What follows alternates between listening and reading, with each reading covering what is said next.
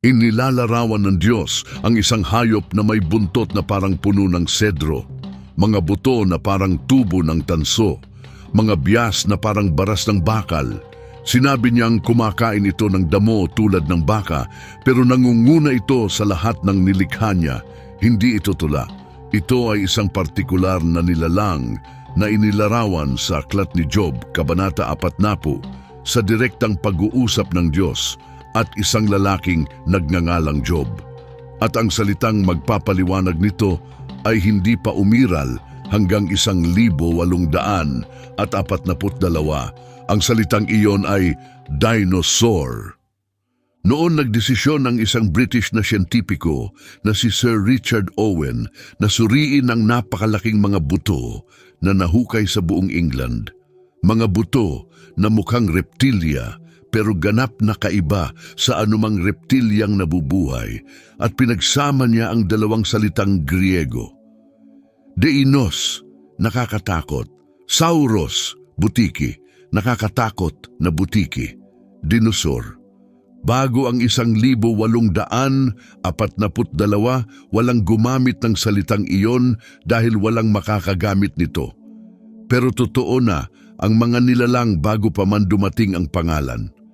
Nakabaon ang mga buto sa lupa ng milyon-milyong taon bago nagdesisyon si Richard Owen kung ano ang itatawag sa mga ito. Ngayon, pag-isipan mo kung ano ang ibig sabihin niyan. Ang Biblia ay isinulat libu-libong taon bago ang 1,842. Ang Aklat ni Job, karamihan ng mga iskolar ay naglalagay nito sa pagitan ng 2,000 at 1,400 bago dumating si Kristo. Mahigit 3,000 taon iyon bago pa man nagkaroon ng salitang dinosaur sa bokabularyo ng sinumang tao sa mundo.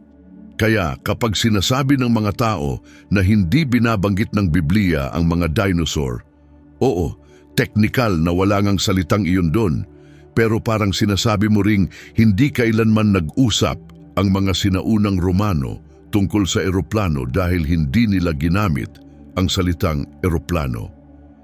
Kung may isang Romanong naglalarawan ng isang dambuhalang ibong metal na nagdadala ng 100 tao sa kalangitan, hindi mo basta itatapong ang sinabi niya dahil hindi niya nagamit ang tamang salita.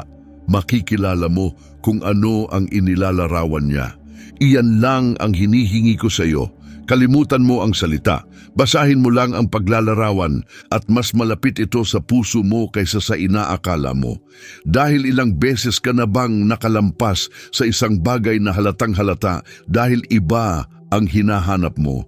Nakapokus tayo sa eksaktong salita, sa eksaktong hugis na inaasahan natin, at dinadaanan natin ang sagot dahil hindi ito kahawig ng inaakala nating itsura nito.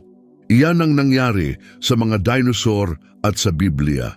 Sa loob ng daan-daang taon, binuklat ng mga tao ang mga pahinang iyon na naghahanap ng salitang hindi pa malilikha sa loob ng libu-libong taon.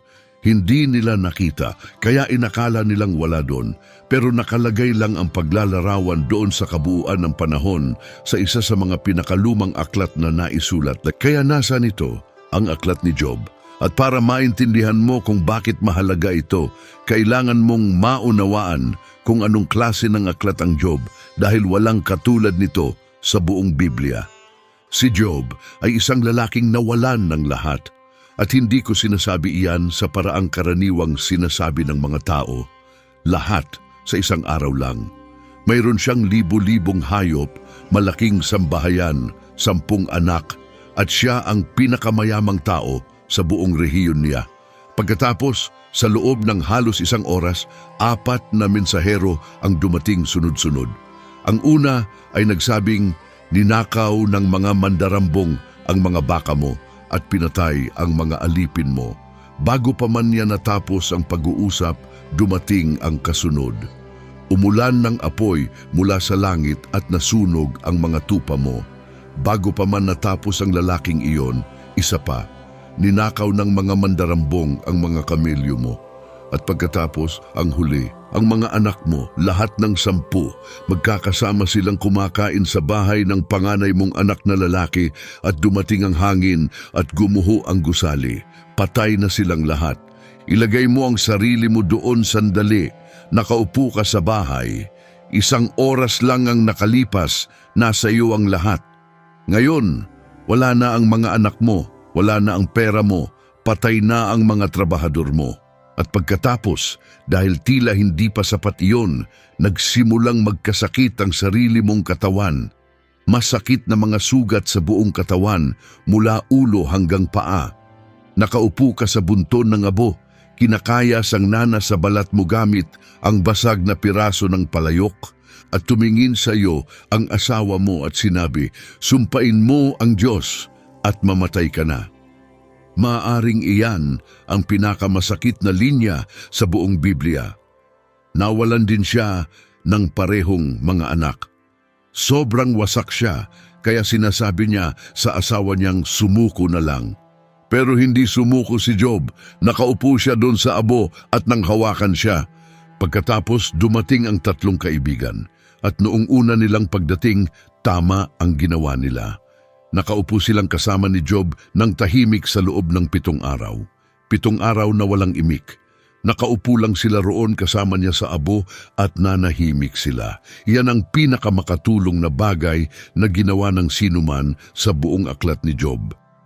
Pero pagkatapos, nagsalita sila at sa loob ng 30 kabanata, nagpalitan silang magsasabi kay Job na kasalanan niya siguro. Nagkasala ka, may nagawa kang mali. Hindi pinaparusahan ng Diyos ang mga walang kasalanan. Aminin mo na lang at magsisi ka. At kung naranasan mo na ang isang bagay na nakakatakot at may nakaupo sa harap mo na nagsasabing may dahilan ang lahat o sinusubukan ka lang ng Diyos o nasubukan mo na bang magdasal ng higit pa, alam na alam mo kung ano ang nararamdaman ni Job ngayon, ang pakiramdam na magkahalo ang lungkot at galit at pagkabigo hanggang sa gusto mo nang sumigaw. Lumaban si Job. Sinabi niyang hindi, wala akong ginawang mali.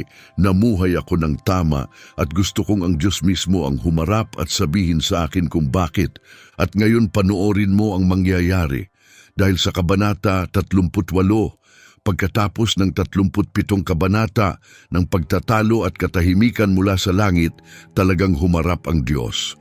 Hindi sa panaginip, hindi sa pamamagitan ng anghel. Ang Diyos mismo ang sumagot kay Job mula sa ipu-ipo, isang napakalaking bagyo, at nakakatakot ang panimulang linya niya. Sino itong nagpapadilim sa payo sa pamamagitan ng mga salitang walang kaalaman? Ihanda mo ang sarili mo tulad ng isang lalaki. Ako ang magtatanong sa iyo at ikaw ang sasagot sa akin. Hindi dumating ang Diyos para yakapin si Job. Dumating siya para tanungin ito at sa loob ng 4 na sunod-sunod na kabanata, isinama niya si Job sa pinakamalawak na paglilibot ng sangnilikha sa buong kasulatan. Nasaan ka noong inilatag ko ang pundasyon ng mundo? Nandoon ka ba noong itinayo ko ang planetang ito? Nag-utos ka na ba sa umaga? Kaya mo bang utusan ang pagsikat ng araw? Kaya mo bang igapos ang mga tanikala ng Pleiades? Kaya mo bang kalaga ng sinturon ni Orion? Kaya mo bang baguhin ang ayos ng mga kalawakan? At pagkatapos, lumipat ang Diyos sa mga hayop. At ang bahaging ito ay parang dokumentaryo ng kalikasan na dinirekta ng isang taong gustong magparamdam sa iyo na napakaliit mo. Pinag-usapan niya ang kambing bundok na nanganganak sa gilid ng bangin na napakatarik at napakalayo na walang taong nakapanood nito kailanman. Isipin mo iyon. May mga sandali sa sangnilikha na dinisenyo ng Diyos nang walang manunood, ang kambing lang at ang bangin at ang langit, ang ligaw na asno na tumakbo ng malaya sa bukas na kapatagan at tumatawa sa ingay ng mga lungsod, tumatangging mapaamo, tumatangging maglingkod sa sinumang amo. Sadyang ginawang ligaw ito ng Diyos. Ang ostrich na ikinakampay ang mga pakpak ng may pagmamalaki kahit hindi ito makalilipad. Iniiwan niya ang mga itlog sa bukas na lupa kung saan maaaring matapakan ng kahit ano, at gayon paman nakaligtas ang espesye ng milyon-milyong taon. At subukan mong habulin, hindi mo kaya, lalampasan niya ang kabayo mo. At ang kabayong pandigma, maraming oras ang ginugol ng Diyos sa kabayong pandigma. Nagkakalmot ito ng malakas, nagagalak sa kalakasan nito, tumatawa sa takot, hindi umaatras sa tabak, sumusulong sa gitna ng labanan. Halos maramdaman mo ang payanig ng lupa sa ilalim mo. Hindi inilalarawan ng Diyos ang isang alagang hayop. Inilalarawan niya ang isang nilalang na tumatakbo patungo sa bagay na dapat pumatay dito. At sinasabi niyang dinisenyo ko ito ng ganun. Pagkatapos, ang lawin na lumilipad patimog sa pamamagitan ng purong instinto nang walang nagturo ng ruta. Ang agila na nagpupugad sa pinakamataas na talampas at nakakakita ng kuneho mula sa 2 milya ang layo, na ang mga inakay ay kumakain ng dugo mula sa araw na mapisa sila. Bawat isa sa mga ito ay totoo, pisikal at nakikitang hayop. At iisa ang sinasabi ng Diyos sa bawat isa. Ikaw ba ang nagdisenyo nito? Ikaw ba ang nagprograma ng nabigasyon ng lawin? Ikaw ba ang nagbigay sa kabayo ng tapang nito? Ikaw ba ang nagdesisyon kung gaano kalayo ang makikita ng mga mata ng agila? At walang masabi si Job, hindi makasagot kahit isang tanong, wala kahit isa, pero lahat ng iyon, ang mga bituin, ang panahon, ang mga hayop, lahat ng iyon ay panimula lang. Itinira ng Diyos ang pinakamahusay niya para sa huli. At noong narating niya iyon, bumagal siya. Mas maraming oras, mas maraming talata, mas maraming detalye ang ginugol niya sa 2 partikular na nilalang kaysa sa anumang bagay sa buong talumpati. Ito ang mga korona niyang hiyas. Ang 2 hayop na itinuring ng Diyos na napaka-impresyonante, kaya nararapat silang mabigyan ng atensyon sa pinakamahalaga niyang monologo sa Biblia. Ang unang nilalang ay tinatawag na Behemoth. Job Kabanata 40, talata 15. Tingnan mo ang behemoth na nilikha ko kasabay mo at kumakain ng damo tulad ng baka. Basahin mo ulit ang talatang iyon. Sinabi ng Diyos na nilikha ko kasabay mo, kasabay mo. Sinasabi niya kay Job na nilikha ko ang bagay na ito ng kasabay ng paglikha ko sa iyo. Hindi ito nilalang mula sa isang alamat. Itinuturo ng Diyos ang isang bagay na totoo, isang bagay na buhay sa mundo ni Job at sinasabing, tingnan mo ito, ginawa ko iyan at kumakain ito ng damo. Kaya hindi man lang tayo nag-uusap tungkol sa isang mandaragit dito. Isa itong kumakain ng halaman at ginagamit pa rin ito ng Diyos para magparamdam ng kaliitan kay Job. Isipin mo, kung gaano kalaki ang dapat na laki ng bagay na iyon para ang isang kumakain ng halaman ay magpapakumbaba sa isang tao sa harap ng Diyos. Ngayon panoorin mo habang nabubuo ang paglalarawan. Bawat talata ay nagdadagdag ng bagong detalye na nagpapaliit ng pagpipilian. Anong lakas ng balakang nito? Anong kapangyarihan ng mga kalamnan ng tiyan nito? Puro kalamnan ang nilalang na ito sa katawan nito. Nakasentro ang lakas nito sa gitna ng katawan na parang ginawa itong pansuporta sa isang napakalaking bagay sa ibabaw ng napakalaking mga binti. Ang mga buto nito ay mga tubo ng tanso. Ang mga bias nito ay parang mga baras ng bakal. Inihambing ng Diyos ang kalansay sa metal, hindi kahoy, hindi anumang marupok, tanso at bakal, ang 2 pinakamalakas na materyales na kilala noon. Hindi lang mga buto ang mga ito, mga estrukturang bakal ang mga ito, mga haligi ng tulay, mga poste ng templo. At pagkatapos binitawan ng Diyos ang linyang ito, nangunguna ito sa mga gawa ng Diyos.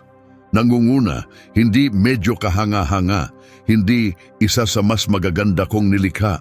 Nangunguna, numero 1, ang pinakamagandang hayop sa lupa na nilikha ng Diyos. Higit sa mga elepante, higit sa lahat. At pagkatapos isang linya na nagbabago ng lahat. Gumagalaw ang buntot nito tulad ng sedro. Sedro. Alam mo ba kung gaano kalaki ang sedro ng Lebanon? Ang mga punong ito ay tumutubo ng mahigit 100 talampakan ang taas. Mga puno na 8 hanggang 10 talampakan ang lapad. Ginamit ni Haring Solomon ang sedro para itayo ang buong templo sa Jerusalem dahil walang mas mainam na kahoy sa mundo. Kapag inihambing ng isang sinaunang Hebreo ang isang bagay sa sedro, ang pinag-uusapan niya ay ang pinakamalaki at pinakakahangahangang puno na nakita niya kailanman. At sinabi ng Diyos na iniindayog ng hayop na ito ang buntot nito na parang ganun. Ngayon dito nagiging kawili-wili dahil sa loob ng daan-daang taon, sinabi ng mga komentarista ng Biblia na ang behemoth ay isang hippo o isang elepante. At kailangan mo lang pag-isipan iyan ng 1 segundo. Ang buntot ng hippo ay mga 18 pulgada lang ang haba. 18 pulgada. Isa itong maliit na patak na palikpik. At alam mo ba kung para saan ginagamit ng hippo ang buntot nito? Nagsasabog ito ng dumi. Hindi ako nagbibiro. Pinaikot ng hippo ang buntot nito na parang maliit na propela para ispray ang dumi sa lahat ng dako at markahan ang teritoryo nito. Iyan ang trabaho ng buntot. At may nagbasa ng buntot na tulad ng sedro at sinabi na oo, iyan ay hippo. Walang sino man sa kasaysayan ng anumang wika ang tumingin kailanman sa 18 pulgadang propela ng dumi at ikinumpara ito sa 100 talampakang puno.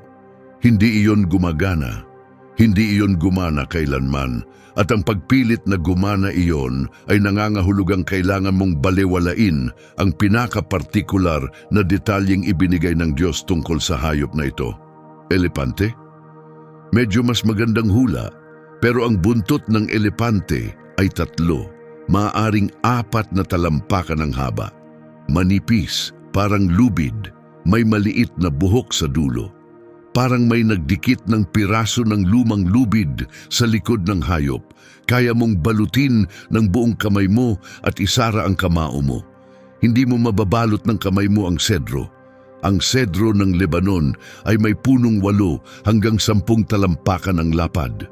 Walang mundong ang buntot ng elepante ay kahawig niyon at nangunguna ba ang hippo sa mga gawa ng Diyos? Isipin mo ang konteksto. Sinusubukan ng Diyos na pamanghain si Job. Sinusubukang ipakita sa kanya ang hangganan ng kapangyarihan ng tao at ang malaking halimbawa niya ay isang hayop na hinuhuli ng mga sinaunang mangingisdang Ehipsyo mula sa mga bangka gamit ang mga sibat. May mga pinturang libingan sa Valley of the Kings na nagpapakita ng pangangaso ng hippo.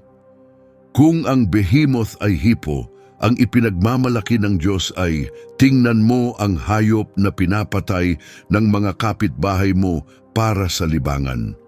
Hindi iyon nakakaantig, walang saysay iyon.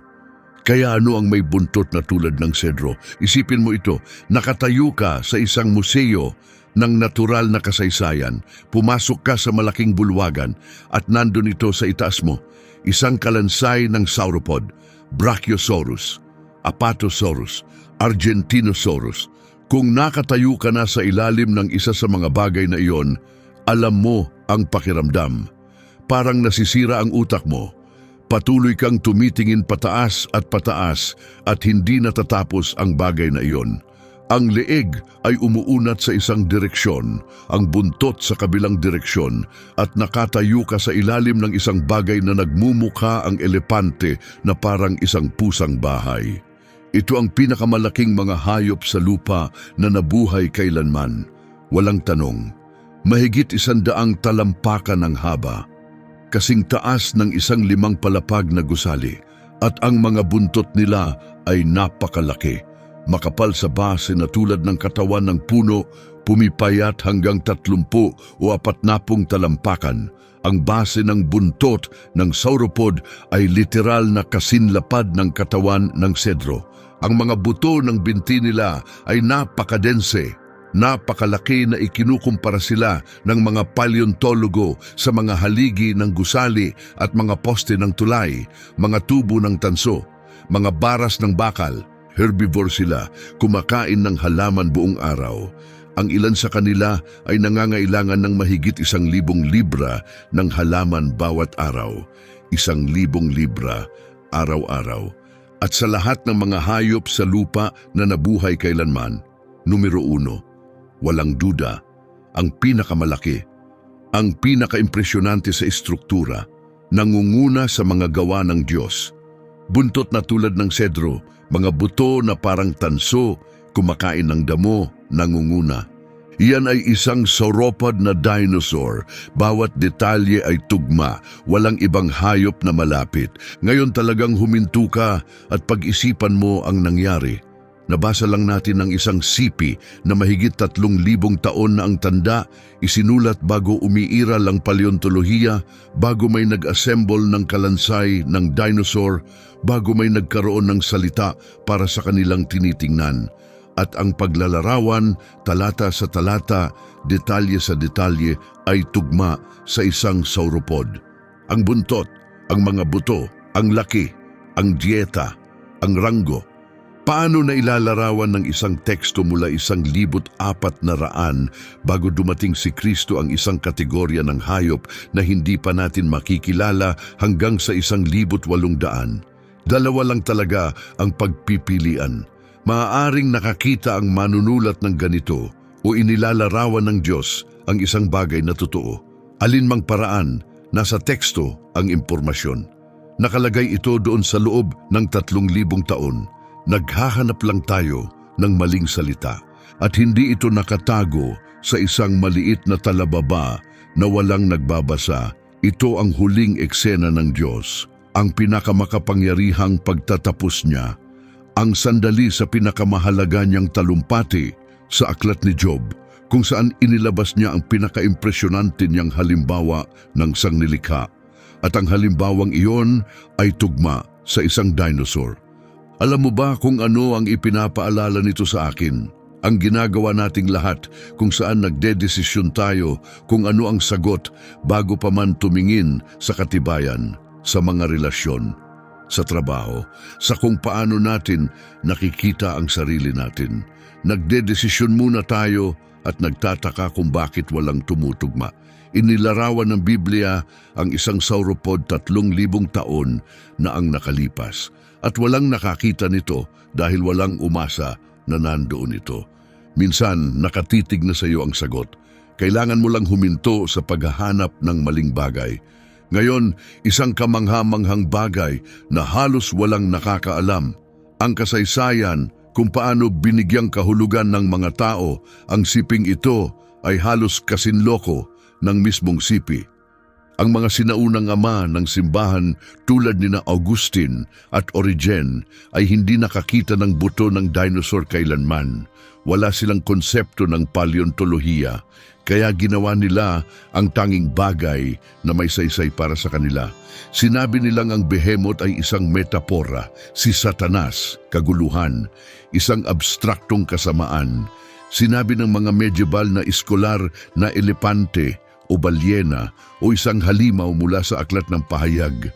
Sinusubukan ng lahat na ipilit ang paglalarawang ito sa isang kahon na naiintindihan na nila. At pagkatapos dumating ang 1,800, sumabog ang paleontolohiya. Malalaking kalansay ang na-assemble sa mga bulwagan ng museo sa buong Europa. Nag-imbento si Owen ng salitang dinosaur at bigla, sa unang pagkakataon sa kasaysayan ng sangkatauhan, nagkaroon ng mga tao ng kategorya ng hayop na talagang tugma sa bawat detalye sa Job 40. Ang sagot sa isa sa pinakamatandang misteryo ng Biblia ay literal na nakabaon sa lupa, naghihintay na mahukay sa loob ng 3,000 taon, pero ang behemoth ay panimula pa lang, Leviathan. Job Kabanata 41, ibinigay ng Diyos sa nilalang na ito ang buong kabanata. 34 na talata. Isipin mo iyan, inilarawan niya ang buong kosmos sa ilang talata. Tinakpan niya ang panahon sa isang talata. Pero ang isang hayop na ito ay nakakuha ng 34 na talata para sa sarili nito lang. Anuman ang Leviathan, sa tingin ng Diyos ay nararapat ito sa ganoon kalaking atensyon. At kung kahanga-hanga ang Behemoth, nakakatakot naman ang Leviathan. Nagsimula ang Diyos sa sunod-sunod na mga hamon. Kaya mo bang hilahin ang Leviathan gamit ang bingwit? Kaya mo bang itali ang dila nito gamit ang lubid? Kaya mo bang magpasok ng tali sa ilong nito? Kaya mo bang hulihin ang bagay na ito? Kaya mo bang igapos ito? Kaya mo bang gawing alagang hayop ito tulad ng ibon? Itali sa tali para sa mga anak mong babae. Kaya bang laruin ito ng mga anak mo? Kaya mo bang paamuhin ito tulad ng tuta? At ang sagot sa bawat isa sa mga tanong na ito ay pareho. Hindi, talagang hindi. Kung hawakan mo ito, matatandaan mo ang labanan at hindi mo na uulitin kailanman. Ang paghawak lang sa nilalang na ito ay hindi isang labanan na mananalo ka. Isa itong traumang malalampasan mo. Kung malalampasan mo, anumang pag-asang supilin ito ay kasinungalingan. Ang pagkakita pa lang dito ay nakadadaig. Hindi mo na kailangang lumaban dito. Ang pagkakita pa lang dito ay sapat na para basagin ka. Walang sapat na tapang para gisingin ito. Sino ngayon ang makakatayo laban sa akin? At nandoon na ang buong punto ng Diyos. Kung hindi mo man lang kayang harapin ang nilikha ko, paano ka tatayo laban sa akin? Ngayon nagsisimula ang pisikal na paglalarawan at dito nagiging nakakatakot. Sino ang makakatanggal ng panlabas na balat nito? Sino ang makakapasok sa dobleng baluti nito? Doble ang baluti, 2 patong ng plato na nakasalansan, walang nakakapasok. Ang tabak na umabot dito ay walang epekto. Ang bakal ay itinuturing nitong dayami. Ang tanso ay parang bulok na kahoy. Ang mga palaso ay hindi nagpapaatras dito. Ang mga batong tirador ay parang ipa para dito. Ang pamalo ay tila piraso lang ng dayami. At pagkatapos ang linyang ito, tumatawa ito sa kalansing ng sibat. Tumatawa. Ang nilalang na ito ay hindi lang nakakaligtas sa mga armas mo, nakakatawa para sa kanya. Ihahagis mo ang pinakamahusay mong sibat, ang sandata na pumatay ng 100 tao, at tinatrato ito ng nilalang na ito na parang isang batang naghahagis ng malambot na bola. Ganoon kalayo sa kakayahan ng tao ang hayop na ito. At isipin mo kung ano ang kahulugan yon sa sinaunang mundo. Ang mga sandata ang tanging dahilan kung bakit hindi nasa pinakailalim ng food chain ang mga tao. Isang lalaki na may magandang sibat ay kayang patayin ang isang leon. Isang grupo ng mga mangangaso na may mga sibat ay kayang patayin ang isang elepante. Ang mga sandata ang dakilang pantay-pantay. At sinabi ng Diyos na ginagawang walang kabuluhan ng Leviathan ang lahat ng iyon. Bawat kasangkapang naisip ng lahi mo para protektahan ang sarili mula sa kalikasan ay isang biro para sa isang hayop na ito. Ang bakal ay dayami, ang tanso ay bulok na kahoy. Ang pinakamahusay mong pagpupunyagi at hindi man lang ito kumikibot.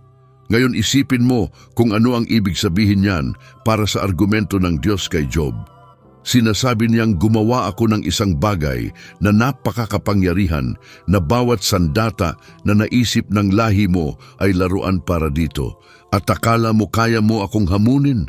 At isipin mo kung ano ang ibig sabihin niyan para sa iyo ngayon. Nakaharap ka na ba sa isang bagay na tumatawa lang sa pinakamahusay mong pagpupunyagi? Isang problema na nagmukhang walang kwenta ang pinakamalakas mong hakbang.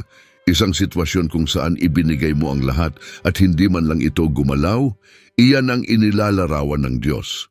Isang bagay na napakahigit sa kapangyarihan ng tao na lahat ng mga kasangkapan natin ay laruan para dito.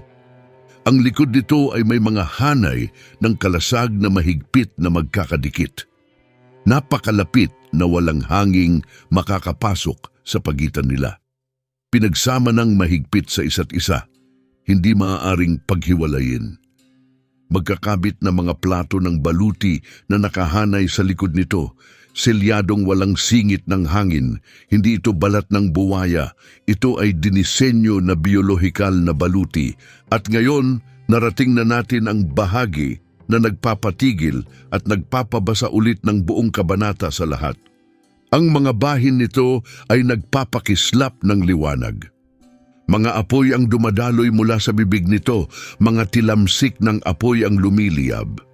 Usok ang umaagos mula sa mga butas ng ilong nito na parang kumukulong palayok. Ang hininga nito ay nagpapaningas sa mga baga at mga liyab ang lumalabas mula sa bibig nito. Ang nilalang na ito ay humihinga ng apoy. Ngayon alam ko kung ano ang iniisip mo. Dito na tumawid ang Biblia mula sa literal patungong mitolohikal. Tama ba? Ang mga hayop ay hindi humihinga ng apoy. Kailangang simboliko ito. Pero sandali lang, dahil ang nagagawa na ng biolohiya ay maaaring magpabago ng isip mo. May isang insekto na buhay ngayon na tinatawag na bombardier beetle. Kalahating pulgada ang haba, maaaring mayroon ka nito sa bakuran mo. Ang insektong ito ay may dalawang magkahiwalay na silid ng kemikal sa loob ng katawan nito. Ang isa ay may hydroquinone, ang isa ay may hydrogen peroxide. Kapag inatake ito, bumubukas ang isang balbula. Naghahalo ang mga kemikal sa isang enzyme sa loob ng silid ng reaksyon at ang resulta ay isang sumabog na kumukulong spray na umaabot ng 100 degree Celsius. Lumalabas ito na may malakas na tunog. Tumatakbo ang mga mandaragit para sa buhay nila. Isang insekto, kalahating pulgada ang haba, gumagawa ng kumukulong likido sa pamamagitan ng reaksyon ng kemikal sa loob ng sarili nitong katawan. Ngayon, sa kasalukuyan, maaaring nakaupo ito sa isang dahon sa labas ng bintana mo. At hindi lang ito ang gumagawa ng mga ganito.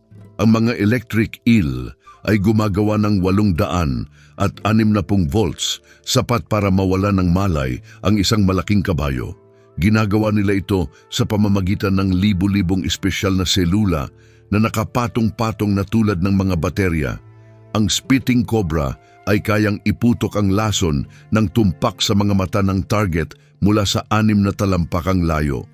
At ang pistol shrimp ay sumisipit ng kuko nito ng napakabilis na lumilikha ito ng gumugulong bula na umaabot ng mahigit 4,000 degree Celsius sa isang saglit. Mahigit 4,000 degree, mas mainit pa iyan sa ibabaw ng araw. At ginagawa ito ng isang hipon. Kaya kapag may nagsabi sa akin na imposible para sa isang malaking reptilya na gumawa ng apoy o matinding init, nahihirapan ako tanggapin iyon. Gumagawa na ang biolohiya ng mga bagay na mas matindi pa kaysa paghinga ng apoy sa mga hayop na kaya mong hawakan sa kamay mo. Umiiral na ang mekanismo na idokumento na ito, pinag-aaralan na ito. Ang tanging tanong ay kung kaya nitong lumaki sa mas malaking hayop.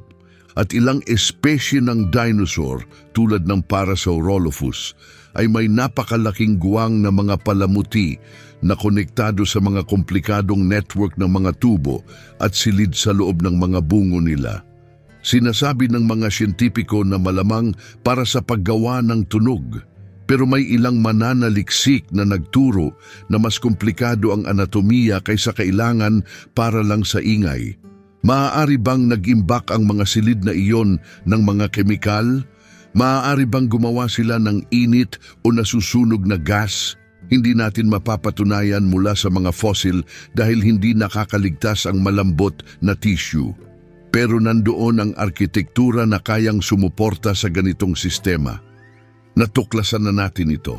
Sinabi rin ng Diyos na naninirahan sa tubig ang Leviathan. Pinakukulo nito ang kailaliman na parang kumukulong palayok. Nagiiwan ito ng nagliliwanag na bakas sa likuran nito. Aakalain mong ang kailaliman ay may puting buhok. Gumagalaw ang bagay na ito sa karagatan at ang tubig sa likuran nito ay umaagos at bumubula na parang palayok sa ibabaw ng apoy. Ngayon isipin mo kung ano talaga ang naninirahan sa mga sinaunang karagatan. Ang Mosasaurus, 50 talampakang haba, mga panga na halos anumang bagay sa dagat ay kayang durugin. Ang Kronosaurus na may bungong mahigit 9 na talampakan ng haba at mga ngipin na parang rails ng tren. Ang Liopleurodon na ang lakas ng kagat ay maaaring lumampas sa anumang buhay ngayon. Ito ang mga napakalaki, binalutan ng baluti na mga reptilyang dagat na talagang nangibabaw sa lahat sa kapaligiran nila. Walang humahamon sa kanila. Walang kayang gumawa nito. Mga hanay ng kalasag sa likod nito, doble ang baluti, apoy mula sa bibig nito, naninirahan sa tubig, tumatawa sa mga sandata mo. Hindi iyan buwaya, kaya mong patayin ang buwaya gamit ang sibat, iba ito ng lubusan. Ngayon, hayaan mong ipakita ko sa iyo ang isang bagay na nagbubuklod sa lahat ng ito, isang bagay na hindi narinig ng karamihan ng mga tao kailanman. Ang salitang Hebreo na taninim. Ang salitang ito ay lumilitaw ng mahigit 100 beses sa lumang tipan at sa bawat pagkakataon nagtatalo ang mga tagasalin tungkol dito. May mga Biblia na nagsasabing mga halimaw sa dagat. May iba na nagsasabing mga dragon. May iba pang nagsasabing mga dakilang nilalang. Hindi sila magkasundo dahil ang salita ay naglalarawan ng isang bagay na wala nang umiiral. Genesis Kabanata 1, talata 21. Ikalimang araw ng paglikha, nilikha ng Diyos ang mga dakilang taninim. Nandoon mismo, nilikha ng Diyos ang mga nilalang sa dagat at partikular niyang tinukoy ang mga taninim bilang isang bagay na espesyal. Isang bagay na karapat-dapat pangalanan sa araw ng paglikha. Sa modernong Hebreo, ang tanin ay nangangahulugan lang ng buwaya. Pero sa sinaunang Hebreo, nangangahulugan ito ng isang bagay na napakalaki, isang bagay na nakakatakot, isang bagay na reptilya at nakakapangingilabot, at ang susunod na bahagi ay dapat magpakilabot sa iyo. Bawat pangunahing sinaunang sibilisasyon sa mundo nang magkakahiwalay, nang walang anumang koneksyon sa isa't isa, lumikha ng mga kwento tungkol sa mga napakalaking nilalang na reptilya. Ang mga Tsino ay may mga dragon, hindi mga magagandang cartoon, napakalaki, mahaba, may kaliskis na mga nilalang. Ang sining ng Tsina na may 4,000 taon na ang tanda ay nagpapakita ng mga ito na may detalyeng anatomiko na mahirap ipaliwanag kung ginawa-gawa lang nila. Ang mga Norse ay may Jormungandr, napakalaki na nakapalibot sa buong mundo. Ang mga Babilonyo ay may Tiamat. Ang mga Ehipsyo ay may Apep. Ang mga Griego ay may Hydra. Ang mga Aztec ay may Quetzalcoatl. Ang mga Australian Aboriginal ay may Rainbow Serpent. China, Escandinavia, Mesopotamia, Ehipto, Gresya, Gitnang Amerika, Australia. Libu-libong milya ang pagitan, karagatan ang pagitan, daan-daang taon ang pagitan, walang anumang koneksyon, at lahat sila ay nag-isip ng parehong klase ng nilalang. Talaga bang tingin mo nagkataon lang iyon? Lahat sila ay nag-imagine ng eksaktong parehong bagay? Napakalaki, reptilya, nakakatakot, madalas na nauugnay sa tubig, madalas na inilarawan na may baluti o kaliskis. Isipin mo iyan mula sa pananaw ng posibilidad. Kung ang mga nilalang na ito ay purong guni-guni, inaasahan mong ang bawat kultura ay mag-iimbento ng ganap na magkakaibang halimaw. Ang mga Tsino ay may sariling iniisip. Ang mga Norse ay may ganap na kaibang iniisip. Ang mga Aztec ay pupunta sa ganap na ibang direksyon. Pero hindi iyan ang nangyari. Lahat sila ay nagtipon-tipon sa iisang pangunahing nilalang. Mahaba, reptilya, napakalaki, mapanganib. Nagbabahagi pa nga ng partikular na mga detalye ang mga paglalarawan. Maraming kultura ang naglalarawan sa mga nilalang na ito na naninirahan malapit sa o sa tubig. Maraming kultura ang naglalarawan sa kanila na may kaliskis o baluti. Maraming kultura ang nag-uugnay sa kanila sa apoy, init o lason. Hindi ito malabo at karaniwang mga halimaw. Ito ay mga detalyadong paglalarawan na may magkakapatong na katangian sa mga kulturang walang paraan para makipag-usap sa isa't isa. Alinman sa ito ang pinakakamanghamanghang pagkakataon sa kasaysayan ng mitolohiya ng tao o lahat sila ay naaalala ng isang bagay na totoo, isang bagay na nakita nila o isang bagay na sinabi sa kanila ng mga ninuno nila.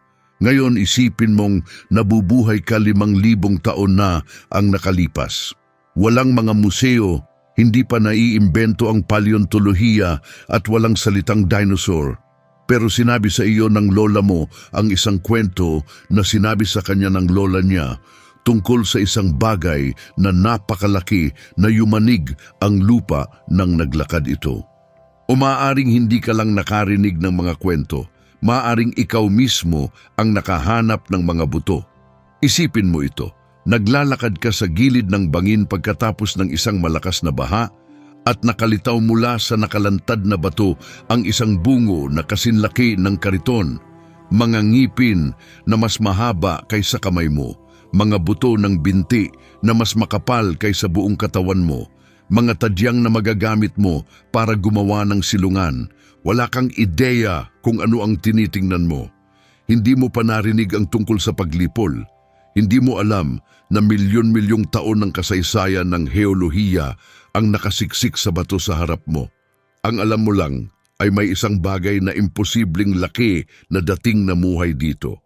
O maaaring nandito pa sa kung saan sa ilang na hindi pa narating ng sinuman. Ano ang itatawag mo diyan? Tatawagin mo itong dragon, isang tanin, isang halimaw. At inirecord ng Biblia ang mga pagtatagpong iyon ng may kahangahangang katumpakan. Tinatawag ng Isaias Kabanata 27 ang Leviathan na ang dumadausdus na ahas, ang pumipilipit na ahas, ang halimaw ng dagat. Isang dumadausdus na ahas, isang pumipilipit na ahas, hindi iyan buwaya. Sinasabi ng Salmo 74 na dinurog ng Diyos ang mga ulo ng Leviathan at ibinigay ito bilang pagkain sa mga nilalang ng disyerto. Iyan ay malinaw, pisikal, partikular na wika tungkol sa isang bagay na totoo. Kung binabago nito ang isip mo, gaya ng pagbabago nito sa akin, mag-subscribe ka. Ginagawa ko ito linggo-linggo. Hinahukay ang mga nakatagong kwento at misteryong nakabaon sa kasulatan na dinadaanan lang ng karamihan. At ang susunod ay ang bahagi na hindi haharapin ng karamihan ng mga simbahan. Ang malaking tanong, ang alam kong nakaupo sa likod ng isip mo sa buong panahon.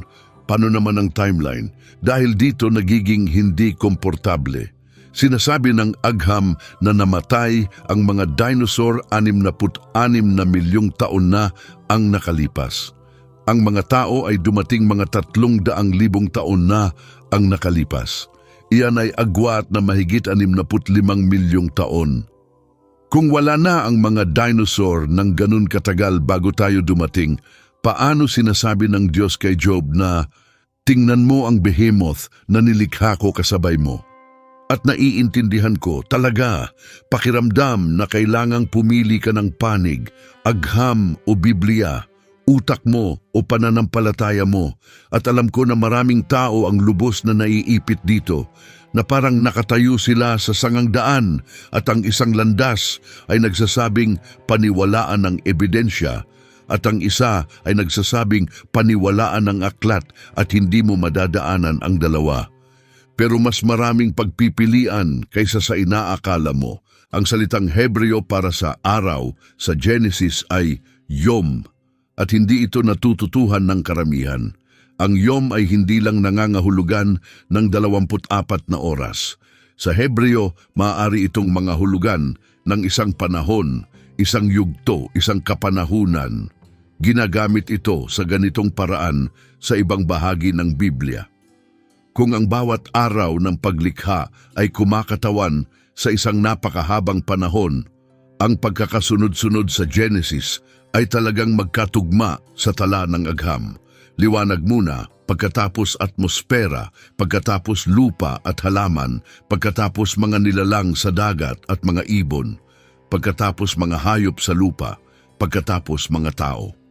Para sa isang tekstong isinulat libo-libong taon bago may nakaunawa ng heolohiya, iyan ay kahanga-hangang tumpak na pagkakasunod-sunod. At kahit literal ang pagtanggap mo, 6 na totoong araw, sinasabi ng Genesis na ginawa ng Diyos ang lahat ng mga hayop sa lupa sa ika-6 na araw. Lahat ng mga ito, mga hayop sa lupa, ang mga dinosaur. Kasama sila kahit hindi sila nakapangalan ng isa-isa. Ang parehong talata na sumasaklaw sa mga kabayo at aso ay sumasaklaw din sa mga sauropod. Hindi sila itinatanggal ng Biblia. Hindi lang nito inilista ang bawat espesye. At bakit naman nito gagawin? Magiging aklat yon na may milyon-milyong nilalaman. Pero ang totoong punto na walang nagsasabi ng malakas ay ito. Hindi rin binabanggit ng Biblia ang mga paru-paro o mga dikya o mga bakterya o ang libo-libong espesye ng salagubang sa planetang ito ngayon. Walang nagsasabi na sira ang Biblia dahil walang kabanata tungkol sa mga mikroorganismo. Ibinibigay sa iyo ng teksto ang sino at ang bakit. Hindi ang kumpletong katalogo ng mga espesye.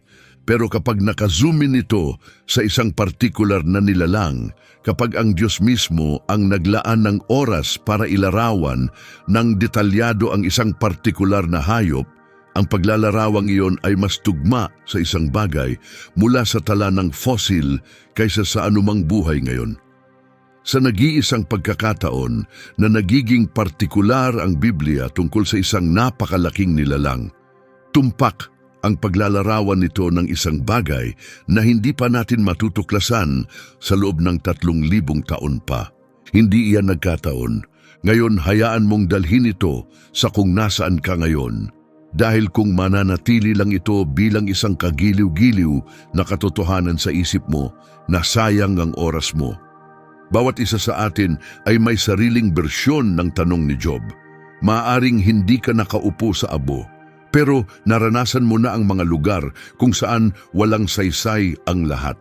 Kung saan may nangyaring kakilakilabot sa isang taong hindi naman dapat.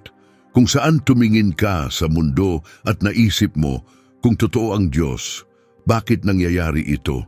Kung totoo ang Biblia, bakit parang kinukontra nito ang nakikita ko sa sarili kong mga mata?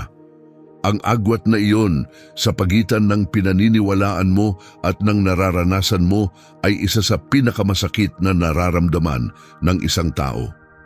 Iyan ang bagay na nakakapagpagising sa iyo ng 3:00 ng madaling araw. Iyan ang bagay na nagtutulak sa mga tao na talikuran ang pananampalataya. At iyan ang tanong na nakatago sa likod ng bawat tanong na naitanong mo. Nandoon si Job, gusto niya ng mga sagot, gusto niyang ipaliwanag ng Diyos ang mga patakaran para maintindihan niya kung bakit nagkawasak-wasak ang buhay niya. At ang sagot ng Diyos ay hindi isang paliwanag, isa itong paglilibot. Tingnan mo ang Behemoth, tingnan mo ang Leviathan, tingnan mo ang mga bituin at ang niebe at ang agila sa bangin. Hindi sinagot ng Diyos ang tanong ni Job, nilampasan niya ito. Sinabi niya, hindi mo man lang maunawaan ang buntot ng isang hayop na ito at gusto mong maunawaan ang isip ko? At ang sagot ni Job ay maaring ang pinakatotoong bagay na nasabi ng sino man sa Diyos. Nagsalita ako ng mga bagay na hindi ko naiintindihan, mga bagay na kahanga-hanga para sa akin na malaman. Hindi iyan pagsuko, hindi iyan pagkatalo. Isang lalaki iyan na narealisa na mas malaki ang kalawakan kaysa sa utak niya at ang hindi pag-intindi sa lahat ay hindi nangangahulugang pinabayaan siya. Nangangahulugan na mas marami pang nangyayari kaysa sa nakikita niya. At parang nawala na sa atin yon. Nabubuhay tayo sa mundong naggo-google tayo ng lahat at umaasa ng sagot sa loob ng 3 segundo. At kapag may nanatiling misteryoso, kapag may bagay na ayaw magkasya sa malinis na paliwanag, naiinis tayo. Akala natin sira ang sistema. Pero namuhay si Job sa mundong ang misteryo ay ganun talaga ang mga bagay. Tumingin ang mga tao sa karagatan at tinanggap na may mga nilalang sa kailaliman na walang nakakita. Tumingin sila sa langit at alam nilang may mga bagay na higit sa kanilang pangunawa. Maaaring kailangan nating maibalik ang ilan yon. Maaaring ang pinakamatapang na magagawa mo ay tumayo sa harap ng isang napakalaking bagay at sabihin, hindi ko ito lubos na nauunawaan at ayos lang. Magpapatuloy pa rin ako. Ang Behemoth at Leviathan ay hindi lang sinaunang pag-uusisa. Mga paanyaya ang mga ito. Sinasabi ng Diyos, may mga bagay sa aking sangnilikha na hindi makakaya ng utak mo. At sa halip na banta iyon sa pananampalataya mo, hayaan mong maging pundasyon ito. Naangkop iyan sa anumang kinakaharap mo ngayon. Ang sitwasyong iyon na pakiramdam ay masyadong malaki. Ang problemang iyon na pakiramdam ay masyadong nakabaluti. Ang bagay na tumatawa sa lahat ng nasubukan mo. Hindi mo kailangan ng bawat sagot para magpatuloy. Minsan, ang pinakamatapang na magagawa mo ay magpatuloy sa paglalakad kahit hindi mo nakikita ang daan. At ang mismong katotohanan na pinapanood mo ang videong ito, nagtatanong ng mga tanong na ito, nakikipagbuno sa mga tensyong ito, hindi iyan tanda ng mahinang pananampalataya. Iyan ay tanda ng totoong pananampalataya. Dahil ang mga taong walang pananampalataya ay hindi nagtatanong ng mga tanong na ito. Wala silang pakialam. Ang katotohanan na sapat ang malasakit mo para makipagbuno dito ay nangangahulugang may buhay sa iyo na tumatangging bitawan. Isa pang bagay bago tayo magtapos at ito ang maaaring pinakamahalaga sa buong video. Job 40, talata 11. Nangunguna ito sa mga gawa ng Diyos. Gayunpaman, ang lumikha nito ay makalalapit dito na may tabak. Basahin mo ulit ang huling bahagi. Gayunpaman, ang lumikha nito ay makalalapit dito na may tabak. Ang pinakamakapangyarihang hayop sa lupa na kailanman nalikha, ang bagay na tumatawa sa bawat sandata. Walang bagay sa mundo ang makakatama dito. Pero kaya ng Diyos. Ang Diyos lang. Ngayon itago mo ang kaisipang iyon at isipin mo kung ano talaga ang nangyari sa mga dinosaur. Pinamunuan nila ang planetang ito sa loob ng mahigit 160 milyong taon. 160 milyong taon. Ang mga tao ay nasa mundo na ng mga 300,000 taon lang. Ang mga dinosaur ay nandito ng 500 beses na mas matagal kaysa sa atin. Nakaligtas sila sa mga ice age, mga pagsabog ng bulkan, mga pagbabago ng mga kontinente na literal na pinunit ang planeta at pinagsama ulit. Sila ang kahulugan ng hindi mapipigilan. At pagkatapos, may isang batong 6 na milya ang lapad ang nahulog mula sa langit at tumama sa Yucatan Peninsula. Ang enerhiya ng 1 bilyong nuklear na bomba, mga tsunami na daan-daang talampakan ang taas, mga sunog na sumasaklaw sa buong mga kontinente, alikabok na humaharang sa araw sa loob ng ilang buwan, ang food chain na gumuguho ng sunod-sunod, at nawala ang mga pinakadakilang nilalang sa mundo, hindi sa loob ng milyon-milyong taon, sa halos isang kisap mata sa heolohiya, ang pinakanangingibabaw, pinakamatagumpay, pinakamakapangyarihang mga hayop sa buong kasaysayan ng buhay, nilipol sa halos isang hapon kumpara sa kanilang paghahari. Ang lumikha nito ay makalalapit dito na may tabak. At alam mo ba kung ano ang nakaligtas? Maliliit na mamalya, maliliit na mabalahibong nilalang na nagtatago sa mga butas. Ang mga nilalang na gumugol ng 160 milyong taon bilang walang halaga, bilang biktima, bilang mga bagay na umiiwas kapag may mas malaking dumaan, hindi sila napapansin, wala silang halaga. At mula sa maliliit na nakaligtas na iyon ay dumating ang mga primate. At mula sa mga primate ay dumating tayo. Ang mga nilalang na masyadong maliit para pansinin ay naging espesye na isang araw ay maghuhukay ng mga buto ng mga higante at susubukang alamin kung ano sila. Ang pinakamaliit ang nagmana ng mundo mula sa pinakadakila. Kung hindi iyan tunog na prinsipyo ng Biblia para sa iyo, hindi ko na alam kung ano pa. Ang batong tinanggihan ng mga tagapagtayo ay naging batong panulukan. Ang huli ay naging una. Ang maaamo ang nagmana ng mundo. Ang pattern na yon ay tumatakbo sa buong Biblia at tumatakbo rin ito sa tala ng fossil. Kung kayang tanggalin ng Diyos ang pinakamakapangyarihang bagay na kailanman niyang itinayo para bigyan ng puwang ang isang bagay na maliit at marupok at ganap na hindi inaasahan, kaya niyang harapin ang anumang imposibleng sitwasyong nasa harap mo ngayon.